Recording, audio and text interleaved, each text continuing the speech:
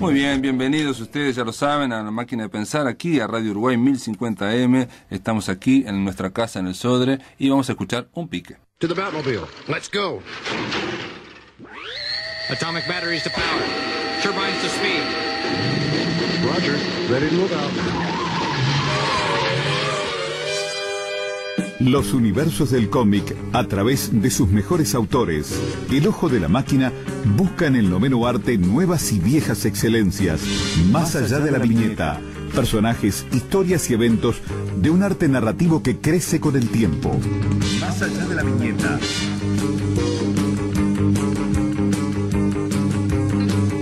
Más allá de la viñeta es ni más ni menos que Rodolfo Santuro, que esta vez va a venir acompañado por un socio, Leonardo Cabrera. ¿Cómo le va? Buenas noches, ¿qué tal? Hola. Ya a esta altura soy más allá de la viñeta, es como que me voy apropiando del propio nombre de la columna y me van a empezar a saludar así en el almacén. Más allá de la radio se va a estar prácticamente. En cualquier momento, cuando te canses y me saques a patada del estudio, hay que estar más allá de la radio. O Desde el Infierno, vamos a hablar Desde el Infierno. Vamos a hablar de From Hell, novela gráfica de autoría de Alan Moore, un conocido. Si lo supiera capaz que no le gustaría, pero es un conocido de esta columna. Exacto, y de La Máquina de Pensar sí varias veces, lo hemos traído insistentemente. Bueno, a Alan Moore también hay muchas cosas que le molestan. A Alan Moore le molesta prácticamente todo, las afeitadoras primero que nada, con esa barba que lleva. Pero no es solamente una novela gráfica de Alan Moore, no nos olvidemos del australiano Eddie Campbell.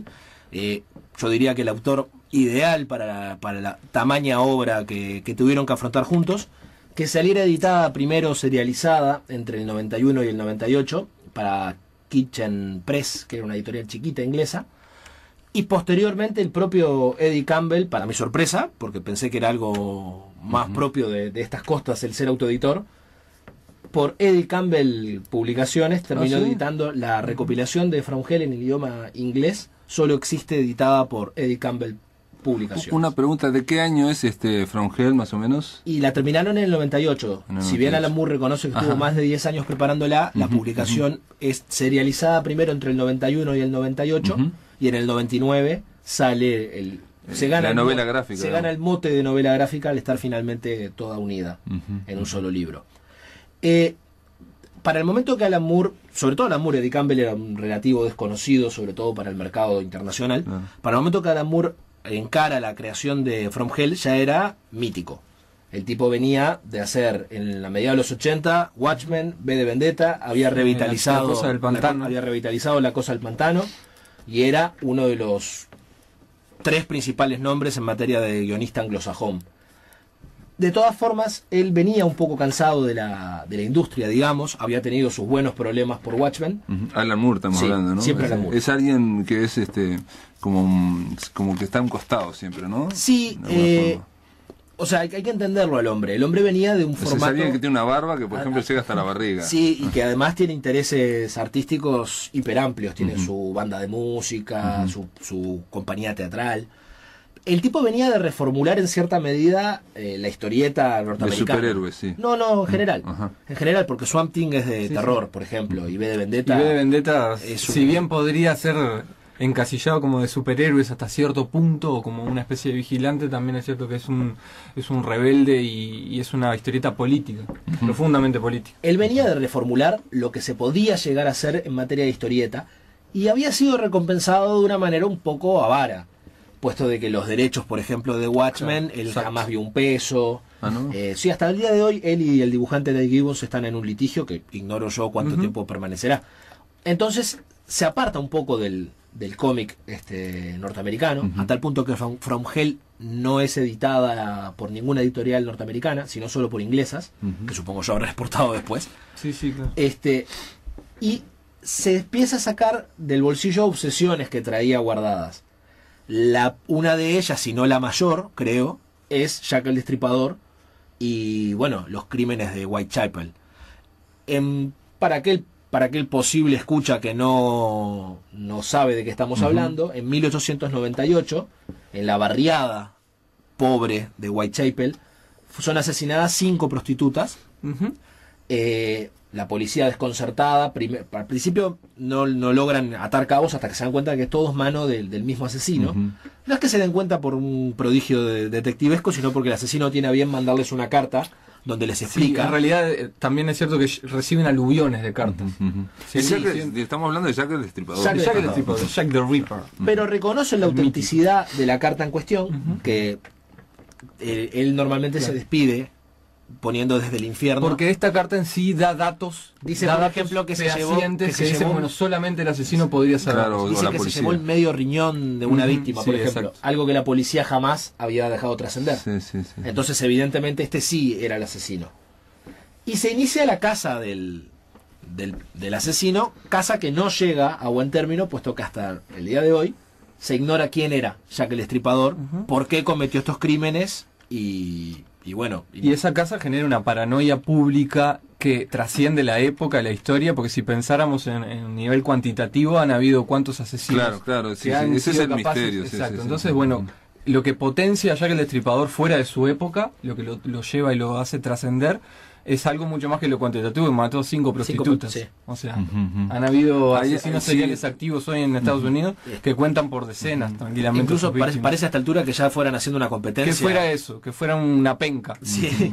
De alguna forma quizás tiene que ver con contexto victoriano, ¿no? De esa época o algo así, ¿no? Exacto, No estamos- sé, hay algo que lo rodea que lo convirtió en un mito y como decís vos, hay otros asesinos, muchísimos asesinos seriales que no han sido míticos. Bueno, la época victoriana yo creo que justamente es la preocupación real de Alan Moore, al margen de su obvio interés por los crímenes y la figura de Jack el Destripador, puesto de que te diría que lo que hace Moore en From Hell es para la historieta similar lo que le hizo Dickens a la literatura. O sea, lo que el tipo presenta es un fresco de la época, donde con la excusa de contar la investigación de Jack el Destripador y de formular incluso una teoría de un posible responsable, en From Hell sí se revela quién es Jack el Destripador y se da toda una ficción a partir de los hechos. Lo que está más interesado Moore y su partener Campbell, que acá es cuando yo decía que es un dibujante ideal para la ocasión, es presentar la diferencia de clases.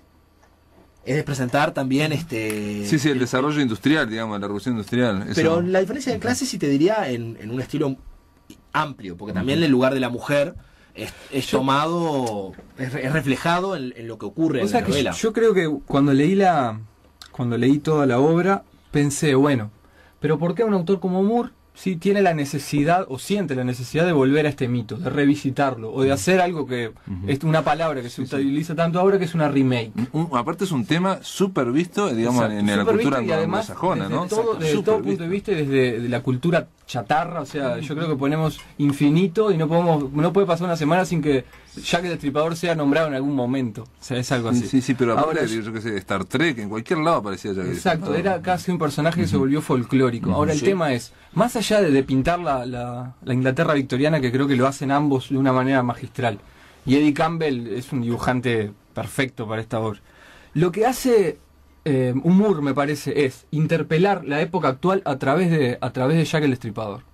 Porque de qué nos está hablando, él no se queda solamente con el asesinato de 5 prostitutas. Él transforma, es decir, bueno, Jack el Destripador en ese punto es donde chocan el mundo masculino con el mundo femenino, ¿sí?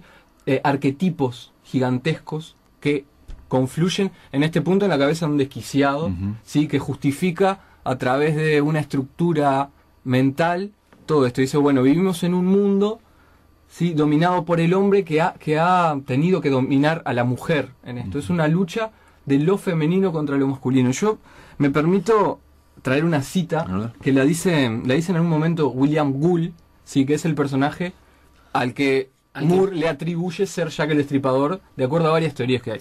En contexto, William Gould además era el médico de la reina Ajá. Victoria. El cirujano de la reina, además con poderosas vinculaciones masónicas en esta historia. Y él, lo que dice Gould en cierto momento, dice: nuestras sufragistas reclaman el derecho al voto y la igualdad para las mujeres. Nos arrastrarían a la guardería primigenia, al gobierno del instinto y a la tiranía de la leche materna. Y no podemos permitirlo. Es decir, los asesinatos que son por una razón muy prosaica al comienzo. Es decir, una prostituta tiene relaciones con un miembro de la nobleza, ¿sí? Queda embarazada y ese hijo sería el heredero. el delfín. Exacto. ¿Sí? Sería el heredero al Llegado a trono. un punto sería el heredero al trono. Es necesario que alguien mate a esta persona y a las que saben de ello. Sí, ¿Quiénes saben quiénes son sus colegas? Prostitutas. En la teoría de William Moore, Bull, en la teoría de Moore, lo que plantea es que la propia reina Victoria hace llegar el deseo Exacto. a oídos de su allegado cirujano, que no estaría de más que si no alguien estaría, se librara que de alguien limpiara esto de un modo con un escalpelo. ¿Por ¿no? qué no? Un modo quirúrgico. Claro. Quirúrgico. Pero Bull asume esta tarea, pero su cabeza, sí, desquiciada, comienza a transformar esto en algo más que simplemente una limpieza política por un hecho puntual. Y lo transforma en esto, en una dicotomía, la razón contra el instinto, la civilización contra la barbarie, el mundo que no podemos dejar que caiga en el oscurantismo de nuevo. Acá entraría toda la cuestión masónica del conocimiento como luz, como razón. No, aparte tiene que ver con el siglo XIX, ¿no? Digo, si te acordás de Barran, la idea de tratar de dominar los instintos o sensibilizar a la población para una forma... Con el disciplinamiento, ¿no? Era la barbarie, el disciplinamiento. Vale la pena aclarar que la teoría de los crímenes en manos de un asesino masón no es autoría de Moore. En realidad es autoría de un autor llamado Stephen Knight, que publicó en el 77 un libro que se llama Jack el Destripador, la historia definitiva. Que usualmente es considerada la que está más con sustentos, ¿no? Es considerada la menos acertada, sí. La que tiene la que tiene agarrada como con uñas y dientes las cosas. Pero Moore resolvió que era la más narrativa. Si bien él dice que no está de acuerdo, que él no cree que haya sido Bull o que no cree que haya sido un asesino masónico, etcétera, etcétera, dice que era el punto de vista donde mejor podía contarse la historia. Eso quería preguntarle yo. Funciona fenomenal. La historia funciona. A Rodolfo y a Leonardo. Más allá, digamos, del insumo histórico y filosófico y de investigación, cómo funciona como ficción, digo, cómo funciona la novela gráfica. Yo diría que perfecta. Sí. Yo diría que es uno de esos ejemplos donde no hay un pero que valga.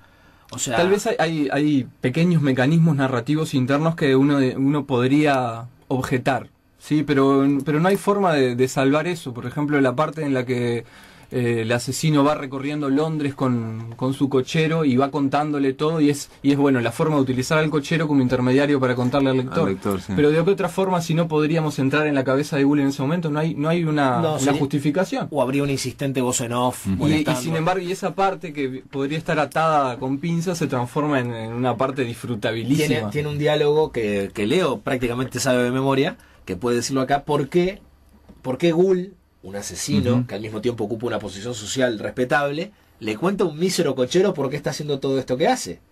Exacto, le cuenta porque en realidad el cochero Netley es prácticamente un retardado, o sea, simplemente no comprende casi nada de lo que se le está contando. Entonces son horas y horas de recorrido en coche por Londres, contándole la historia de los lugares y todo, y Netley se siente muy honrado, pero no comprende, dice, bueno, yo no entiendo nada de lo que me está diciendo. Y Bull le dice, bueno, sí, exactamente por eso te lo cuento. From Hell, la película, la adaptación, ¿cómo estuvo? ¿Con Johnny Depp? ¿Tiene alguna cosa yo te diría que como película a mí me resultó entretenida, me resultó válida. Como adaptación es pésima. Pero como adaptación, lo único que tiene en común con From Hell, la novela gráfica, es Jack el Destripador y los crímenes de Whitechapel. Porque después no tiene otro punto en común. Bueno, y que Bull es el asesino en ambos casos. Yo la vi luego de leer la novela y me pareció que ni siquiera existió la intención de adaptar. No. O sea, bueno, el propio Moore es uno de los tantos motivos por los cuales lo han ido llevando a alejarse una y otra vez. Si te fijas, por ejemplo, en la reciente Watchmen, dice, en los créditos dice basada en la novela gráfica de Dave Gibbons. ¿Por qué? Porque Alan Moore no permitió usar su nombre. Dijo que no podía detenerla, lo mismo pasó con From no puede detenerla. Pero entonces no puede evitar nada, pero lo único que puede él lograr es que su nombre no quede atado a la obra. Y te diría que en Watchmen le fue bastante mejor que From Hell. Porque Watchmen es una buena película. Watchmen es un digno intento. Y en From Hell no. Una buena transposición. En From Hell hay una historia de amor, From Hell película, ¿verdad? Hay una historia de amor que no viene a cuento a lo que está contando. No sé cómo estamos en tiempo porque es una cosita más que me parece. Dale, el último minuto. Redondear y bueno, la idea de que Bull hace todo esto por el bien de la civilización y de la ciencia es interesante cuando él está asesinando a la última prostituta y sufre una alucinación y es teletransportado a nuestro tiempo y aparece en un edificio de oficinas, ¿sí? Que bien podría ser uno de los que están de cara al Plaza Independencia, y ve cómo funciona eso y cómo está la gente ahí y se horroriza de una forma porque él lo que está haciendo es hacer posible esto. Ese progreso. Y él queda pensando que habíamos sufrido un apocalipsis de cacatúas. Y dice eso. Y igual la mata. Vuelve, ya la mató. Vuelve y abraza el cadáver. Ese es un punto que me... Muy bien, este fue Rodolfo Santulo, Leonardo Cabrero, hablando de From Hell de Alan Moore y Eddie Campbell.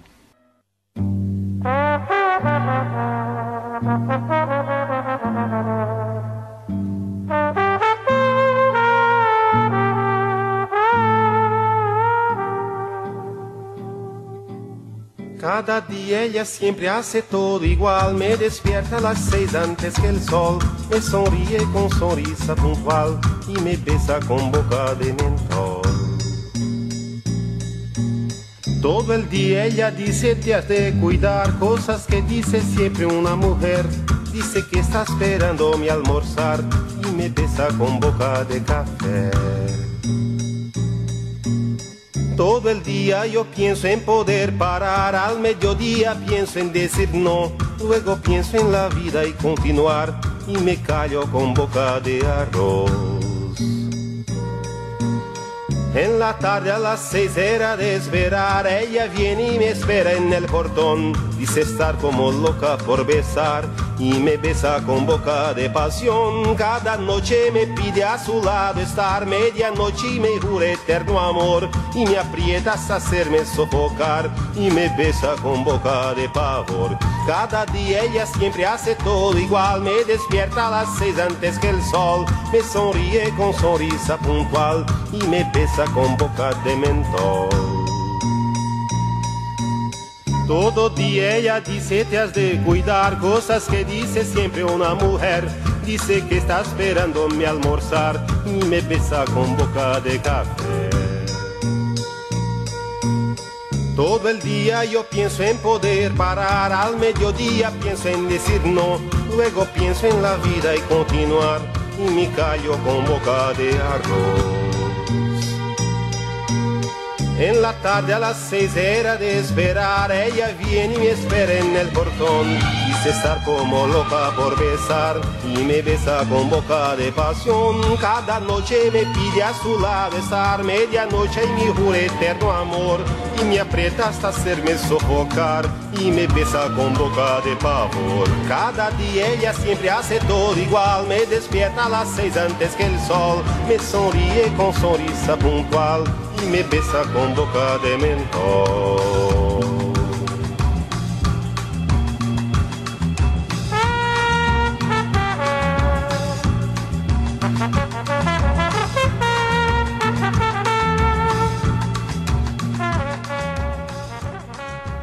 Este es Chico Buarque en español, tema era Cotidiano, aquí en La Máquina de Pensar. Una entrevista semanal para llegar al corazón de la máquina a través de una conversación íntima que busca la experiencia personal, los mundos compartidos en la geografía múltiple del arte y la vida. La Máquina de Pensar muestra los engranajes principales de una visión única, la de nuestro invitado de hoy. Bienvenidos al corazón de las palabras. Muy bien, estamos recibiendo aquí en nuestra entrevista central a una especie, diría yo, de leyenda del cómic argentino, de la historieta argentina, a alguien que su biografía no la lee y parece casi, no sé si parecida, pero inspirada por alguno de esos decenas de personajes que creo. Estamos recibiendo a Robin Wood. ¿Robin Wood se dice así? Robin Wood, sí se dice. O Robin Wood. ¿Cómo le va? Bien, gracias. Robin Wood, bueno, lo primero que me llama la atención, le dedicamos la semana, hace un par de semanas estuvimos hablando de él durante todos los días, es el nacimiento en San Cosme, una pequeña comuna. Cosme. En Cosme, una pequeña San Cosme ya es la gran ciudad, tiene como 1000 habitantes. Y una pregunta dice, comuna de irlandeses y escoceses que iban a fundar una colonia socialista o comunista. Bueno, eran irlandeses y escoceses que venían de Australia. Sí. Y fundaron ahí una colonia que no tuvo mucho futuro, pero que tuvo unas cosas muy extrañas, como que la escritora más famosa de Australia, que fue nombrada después dama del Imperio Británico, había sido maestra en la colonia. Después dejó, se fue, etcétera. Pero, y pasó también un primo de Jack London, sí. era todo un, bueno, probablemente tuvieron una gran influencia en mí. Pero digamos, esa comuna, ese pueblo, ¿continúa en la actualidad? Mira, el pueblo continúa. E incluso tengo 2 primos viviendo ahí aún. Pero ahora ya no, ¿cómo te voy a decir? Es una colonia nativa. La mayor parte de los habitantes son paraguayos. Antes eran todos gringos. Ahora ya no.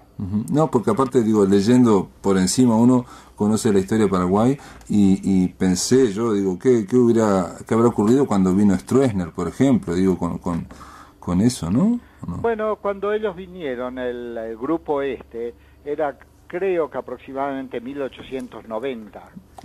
Y Paraguay estaba todavía bastante despoblado por la guerra de la Triple Alianza. Entonces aceptaban muchos inmigrantes. Claro, recibían bien. Porque necesitaban gente. Y mi familia y otros más vinieron todos ahí. Fue un experimento porque eran socialistas de aquella época. Sí. Entonces querían crear una especie de paraíso terrenal, utopía. Sí, socialistas utópicos. Sí, absolutamente. Y vinieron ahí, se instalaron ahí, y lo único que no habían contado o calculado es que ninguno de ellos era realmente un agricultor, ni leñador, ni nada. Había muchos periodistas, escritores... Sí, intelectuales, ¿vale? O sea que eso selló el fracaso de la colonia. Ahí hay puntos de contacto con Horacio Quiroga cuando se va también a las misiones y quiere decir, está la idea de la aventura por sobre la habilidad manual o artesanal, que digo, la idea de que hay que dominar el hombre dominando la naturaleza, ¿no? Sí, eso ha ocurrido mucho en Paraguay con inmigrantes alemanes, inmigrantes japoneses, rusos, ucranianos. Acá hay una interesante mezcla y cada cual tiene su historia. Después los grandes luchadores como te voy a decir que luchó por los indios toda su vida y murió con el corazón destrozado. Él también era un irlandés que vino aquí. En este momento no me viene el nombre, pero ya va a venir. Sí. Bueno, Jack London también era alguien que estaba en esa idea de la aventura, pero la aventura en el sentido de el hombre tratando de conquistar la naturaleza. Robin, toda esta introducción tiene que ver, creo yo, porque algo que es como una constante en tu obra, por lo menos así surgió cuando hablamos con los especialistas, era la idea de que tus personajes tienen siempre un pie en una civilización y otro pie en otra.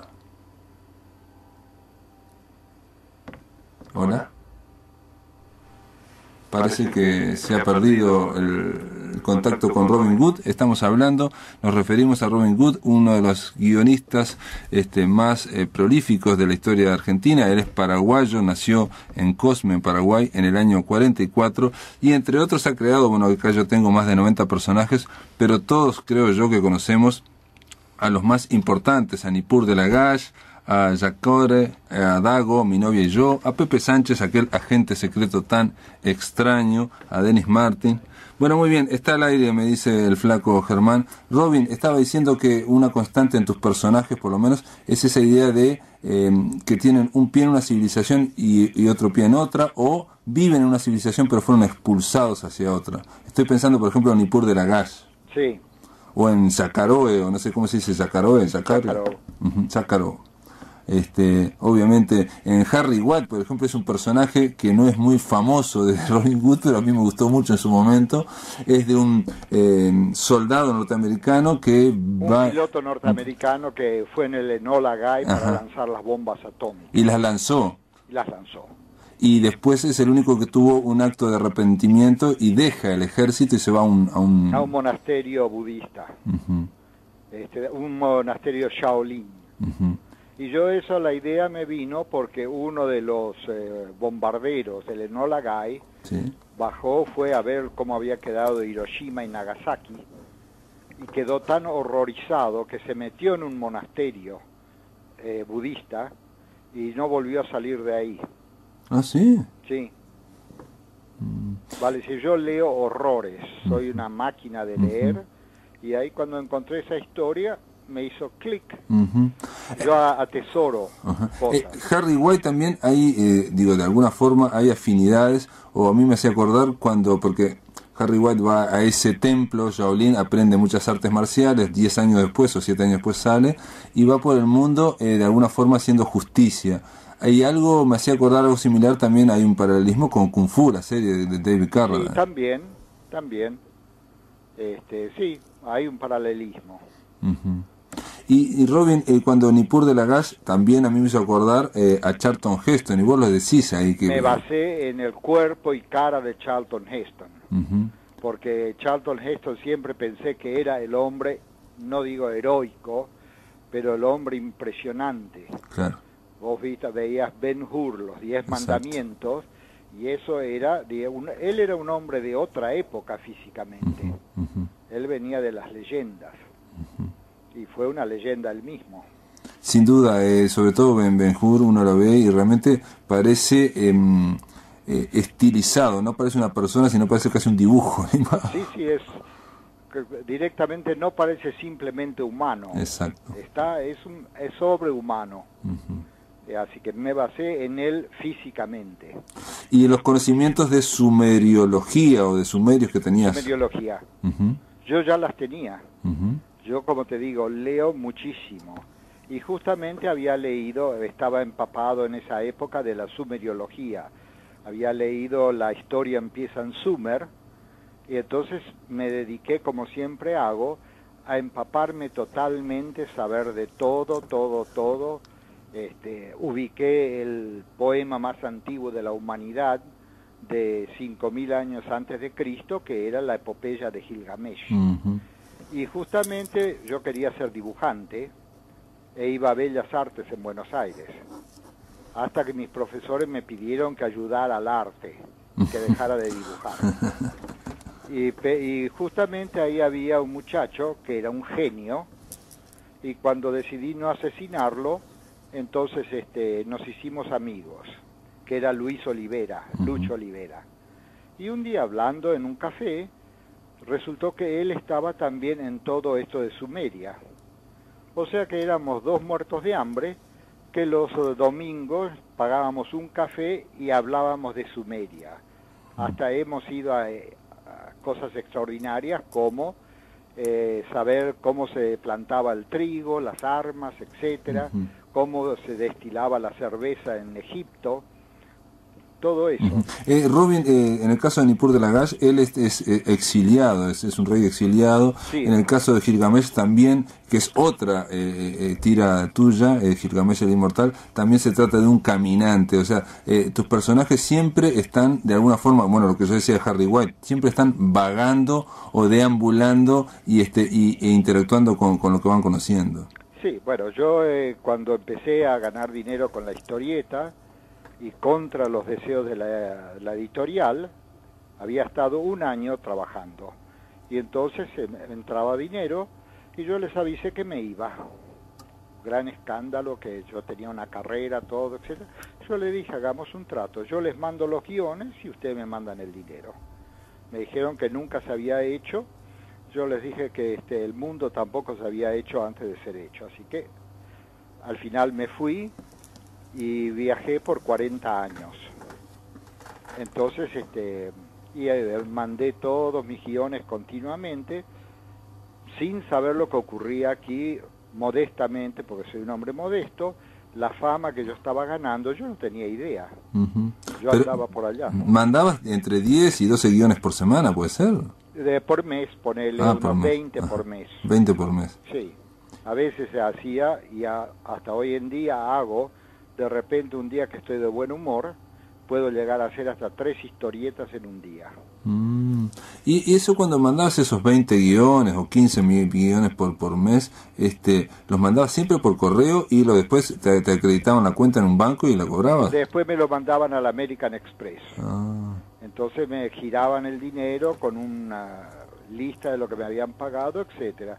Yo recogía ese dinero en el lugar en que estuviera y seguía viajando, y cuando paraba después en otro lugar les avisaba a ellos dónde estaba, y me giraban el dinero otra vez. Y siempre viajando que con una máquina de escribir, y porque digo, yo leí que hasta en Mongolia habías estado, Estuve en Mongolia, en medio de la planicie de Mongolia. Sí, recorrí Rusia en tren, y después, antes de eso Polonia, Hungría, etcétera.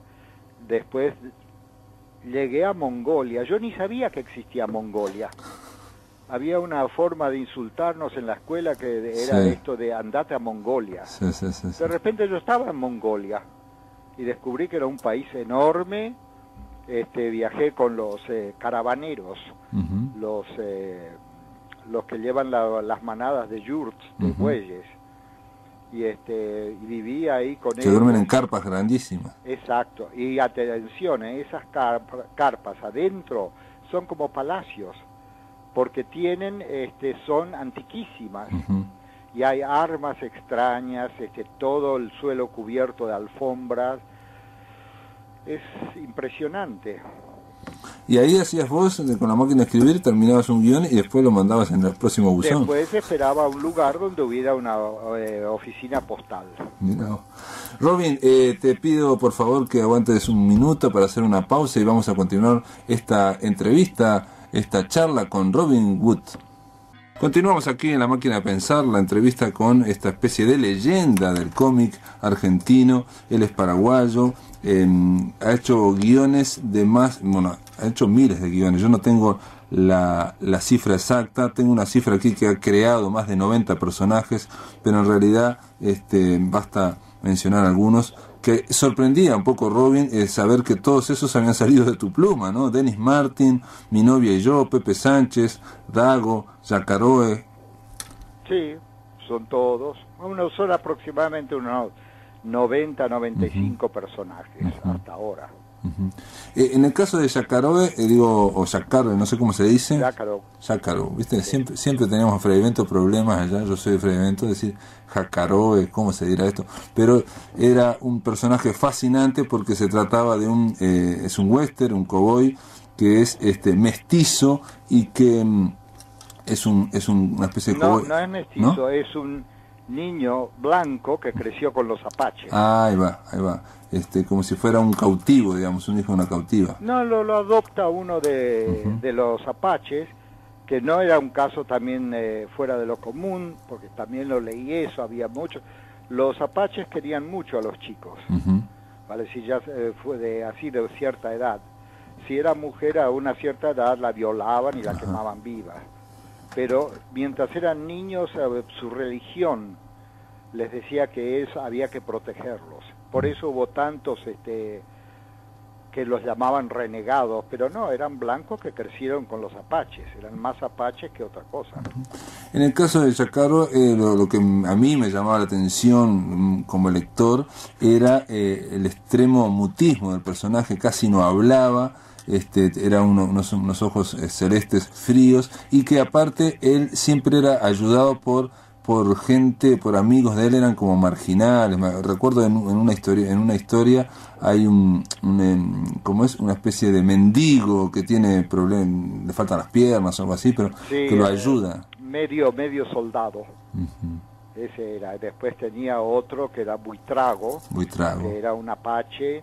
Sí, después incluso era amigo de famosos hombres como Wild Bill Hickok y demás. Pero efectivamente él era el mutismo. Un periodista lo bautizó como Shakespeare montado a caballo. ¿Y por qué ese Shakespeare? Porque decía que era así el dramatismo sin palabras. Sí, a mí me hizo acordar también, no sé, creo que debe haber sido previo o por lo menos simultáneo a Clint Eastwood, ¿no? También, por un puñado de dólares. Yo escribí eso, también aparte de los libros que devoro el cine. Y por supuesto era la época de las películas de Sergio Leone, claro. Por un puñado de dólares, El bueno, el malo y el feo. La muerte tenía un precio. La muerte tenía un precio, etcétera. También todo eso, por supuesto, yo en esa época tenía que 23 años, 24 años. Todo eso, y yo, una de las pocas virtudes que tengo es una memoria fabulosa. Sí. no olvido nada, recuerdo todo, lo tengo archivado dentro mío. Soy mi propia biblioteca ambulante. Historias que oigo, leo y demás, todo queda dentro y de repente un día salen a flote. Pero aparte, digo, yo te pregunto una cosa, Robin, digo, obviamente estamos hablando con un creador, con un escritor que ha escrito miles de historias y por encima de 9.000. ¿9.000? Sí. Bueno, es muchísimo. Y es obvio que estamos hablando también de la industria de la historieta, la industria del cómic, y estamos hablando en un momento de la Argentina que funcionaba muy bien esa industria. Y era 1,5 millones de ejemplares por mes. ¿1,5 millones? Sí. Porque yo después otro de mis viajes fue irme desde Buenos Aires hasta México por tierra. Así en ómnibus, a dedo, en trenes, lo que fuera. Así llegué hasta México. Robin, la pregunta que te quería hacer era... perdón. En todas esas ciudades estaban mis revistas. Ah, ¿lo viste en todas las ciudades? Sí, en todo. De México hasta Buenos Aires, en todas las ciudades estaban mis revistas, pero que venían en cantidades enormes, la gente las devoraba. Sé que en Paraguay la gente iba hacia el muelle que está entre Encarnación y Posadas, los días que venían las revistas y estaban ya en el muelle esperándolas. Impresionante. Sí. Y para crear, en esa creación, digamos que es casi, digamos, una producción muy alta, ¿a vos te importa ser original? ¿Te importa si alguien, por ejemplo yo, que te diga, bueno, se ve que de repente puedo pensar que viste a Clint Eastwood y en base a ese consumo de ficción creaste a Yacaroe, o no te importa? No me importa, porque muchas veces es verdad. Vale decir, ser un individuo absolutamente original no existe. Todos somos afectados por lo que leemos, por las películas que vemos o por la vida que vivimos. Claro. No, así decir, bueno, yo nunca, como dijo, no me acuerdo qué, Sábato, que decía que un hombre había dejado de leer porque no quería que lo influenciara, porque quería escribir lo nacional, y el otro decía, bueno, que escriba sobre piel de llama con una pluma de querandí. Porque nadie, por supuesto, nadie es totalmente original. Nadie. Eso es un absurdo. Todos somos influenciados por mil cosas. Yo me gusta mucho la poesía, escucho poesía, me llega al corazón, y por supuesto que un día lo voy a poner. Leo cosas, te puedo recitar poemas. ¿Qué poeta te gusta? A ver. Me gusta, por ejemplo, Amado Nervo, Neruda, y después un montón de poemas ingleses. Shakespeare me lo he devorado todo, y franceses también. Y bueno, vale decir, no tengo así una selección, simplemente los devoro. Bueno, vos sabés, Robin, que todo el lector, y sobre todo un gran lector como vos, le cuesta mucho si yo te digo cuál fue la novela que más te gustó o cuál es el escritor que más te gustó, cuesta. En general uno se queda con imágenes o con algo que lo impresionó y que lo acompañó siempre. En tu caso, si yo te preguntara cuál fue de los libros Lo que acabas de decir es exacto, es el balazo en el centro del blanco. Uno se queda con sensaciones, con visiones, no solamente el leerlo y recordarlo. Sí. Hay cosas que te tocan. Por ejemplo, Hemingway. El libro de Hemingway que más me gustó y que mucha gente no conoce se llamaba París era una fiesta, que era de su época bohemia en París. ¿Y qué te gustó de eso? ¿Qué te impresionó? El final. ¿Y cómo es el final? Él contaba así toda la historia, poco dinero, ir a comprar vino y andar revisando los precios de las botellas, y me hizo acordar mucho de mi vida. Y al final él decía, ese fue mi tiempo en París, cuando yo era muy joven, muy pobre y muy feliz. Eso me pareció perfecto. Y me enamoré de él. Después he leído todos sus libros, todos, pero para mí París era una fiesta. Fue la suma de todo lo que yo había sentido. Entonces siempre me quedó ese recuerdo de esa frase. ¿Y vos, Robin, fuiste muy pobre y fuiste muy feliz en ese momento? No, ahí ya no. Ahí ya era una especie de vagabundo, sí, pero ya no tenía así ¿cómo te voy a decir? El problema de dinero. Seguía vagando con mi mochila y mi máquina de escribir, eso sí, pero así el tipo de vida, así de cafés y de sentir cosas, de los poemas como ese del bajo el puente Mirabeau corre el Sena, cosas así. Ni los amores pasados, ni les amours passés, ni los amores pasados, ni los amigos regresan. Bajo el puente Mirabeau corre el Sena. ¿Y cómo eso? Robin, entonces en este caso que me estás contando y que le estás contando a nuestros amigos de Montevideo y de Uruguay, te impresionó, parece era una fiesta, te impresionó ese final de la novela de Hemingway, no por la aventura, no por lo que te hace imaginar, sino por el cruce con tu vida. Sí, eso también creo que es natural. Vale decir, yo leía y comprendía esas cosas que él contaba, que no había nada de cacerías, ni guerra, ni nada. No, era la vida de un hombre joven en París. Así, eso me llegaba, como después me llegaron muchas otras cosas. Y obviamente para un gran lector siempre cuesta cada vez más que uno se impresione tanto como la primera vez. O sea, parece que uno cuando comienza a leer es más impresionable que cuando ha leído mucho. Si yo te dijera cuál fue el primer libro que leíste o que te gustó o que te voló la cabeza. Bueno, ahí te voy a decir una cosa que mucha gente no cree. Yo a los 8 años leía Hemingway. ¿Ah, sí? Y leía a Simone de Beauvoir, Todos los hombres son mortales, que después me basé mucho en Gilgamesh con ese libro. Después he leído Por quién doblan las campanas. Después he leído muchísimos libros que no eran para mi edad, pero que yo los devoraba. ¿Y cómo llegabas a esos libros? ¿Cómo estaban cerca de un chiquilín de 8 años, de 9 años? Muy simple. Yo tenía una abuela que leía mucho en inglés, yo leía también eso, y después, por donde podía encontrar un libro, lo leía. En mi escuela, en esa época, yo me había leído todos los libros de lectura, desde mi grado hasta el secundario.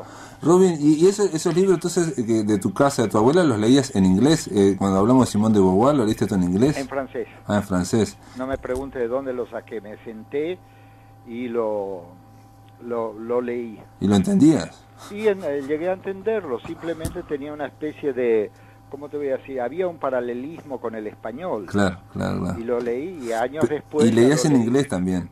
¿Y leías en inglés también? Inglés, sí, porque inglés era la lengua de mi familia. Claro. Yo crecí hablando inglés y un idioma que se llama gaélico, que es el irlandés antiguo. Yo vivía con mi bisabuela. Ella no inglés hablaba poco, era todo gaélico. ¿Y no hablaba español? ¿No hablaba español? No hablaba una palabra de español. Fue una pobre mujer a la que yo adoré porque era muy dura, una pionera. Sí. Y ella lo único que soñaba era volver a Australia. Y siempre me hablaba de los árboles azules de Australia. Y murió en la colonia sin jamás poder volver. Y después yo viajé a Australia, incluso viví ahí, y vi los árboles azules, eucaliptos. Mi bisabuela no sabía que era un eucalipto. Para ella eran los árboles azules. Sí. Era una pionera, porque realmente, extrañar a Australia, que es otra tierra dura también, ¿no? Sí, es una tierra dura, pero era su tierra. Claro. Y sus hijos, sus 4 hijos, fueron a pelear en la Primera Guerra Mundial, pelearon en Damasco y Jerusalén. Y el otro grupo de la familia, que eran los MacLeod, que eran escoceses, también se alistaron 5 de ellos y fueron a pelear en el frente europeo, donde uno de ellos murió. Robin, se me está terminando el tiempo, se está terminando esta entrevista aquí en Uruguay, y yo te quería preguntar, como lector que sos, y para un poco, obviamente ya invitamos a los amigos y amigas a que lean tus obras, que continúas creando, Robin Wood continúa creando historietas, pero como lector de los últimos tiempos, ¿qué libro te impresionó realmente, te movió el alma?